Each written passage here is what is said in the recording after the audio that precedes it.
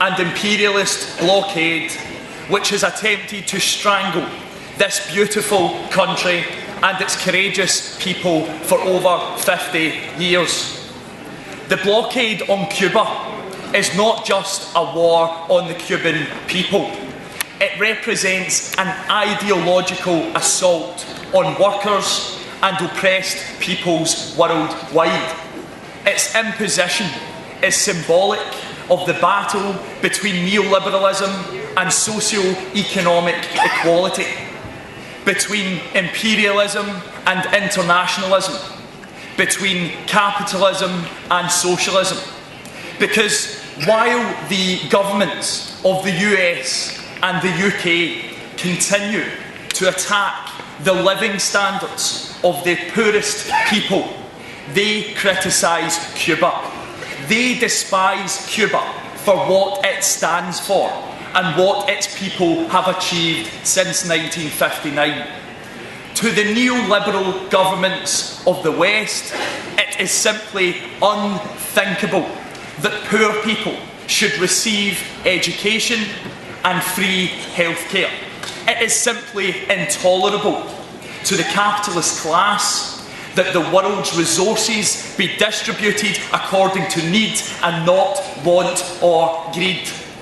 This is why, from Britain to Nigeria, from Germany to Brazil, it is in the interests of all the world's workers to end this blockade. Because its demise, the end of the blockade, will be a huge victory for our entire class and a huge blow for world capitalism. Another important facet of this international solidarity has been the fight for the Cuban Five heroes. I was first made aware of their plight, the plight of the Cuban Five heroes, last year when I met Adriana Perez and Olga Salon-Oeza during their UK speaking tour. It broke my heart to hear the stories of their suffering at the hands of the US state and its failure to grant the most basic of human rights to their husbands. The treatment of the Cuban Five heroes has angered many, but the courage of their wives and their mothers has inspired us to act.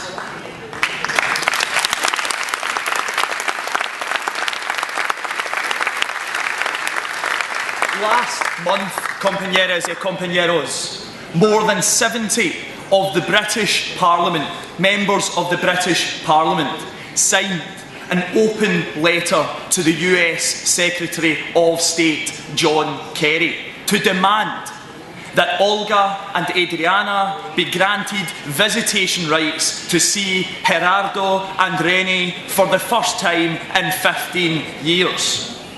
A motion in support of visitation rights has been signed by 126 British MPs and is currently the #1 international issue in the UK Parliament.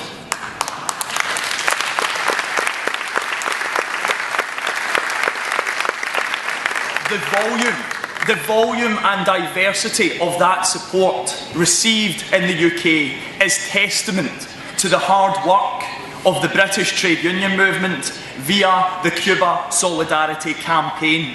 But more can be done. It must be done, as our Canadian comrade has just said. I know I speak on behalf of the entire British trade union delegation when I say that this trip, the beauty of your country, the courage of your people, has inspired us all to fight for Cuban sovereignty. Each and every one of us will take that inspired passion back to our respective trade unions and push to fight for local and regional affiliation to the Cuban Solidarity Campaign, to request symbolic and financial support to the international movement to defend the Cuban Revolution and the achievements it has gained thus far.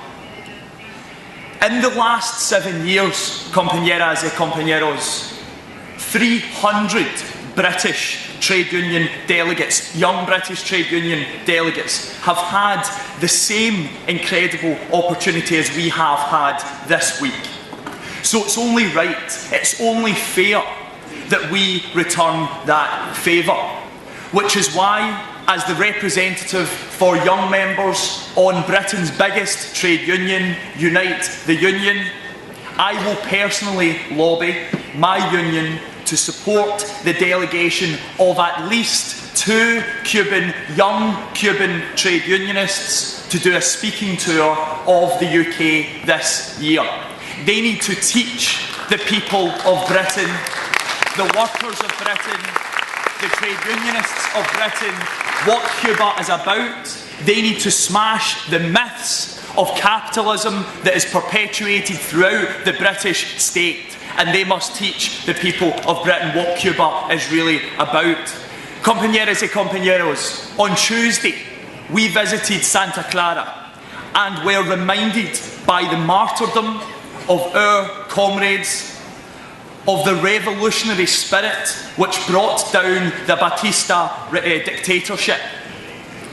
As young trade unionists, it is our obligation to take that revolutionary spirit back to the United Kingdom, to educate, to agitate, to organise future generations, to keep the fire of the revolution burning worldwide for decades to come. Gracias, compañeras y compañeros. Hasta la victoria siempre.